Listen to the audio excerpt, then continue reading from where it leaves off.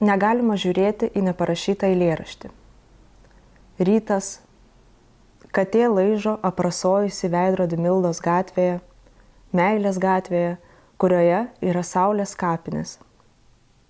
Oras velkasi iš paskos, kaip tekstas, kurio negali užrašyti, sapnas išslystantis jis kasryt, stebi iš vyzdžių kiaurymių, iš geltonosios dėmės, iš kugelių, stiebelių, iš padriko, bet siaubingai tikslaus elektrinio signalo.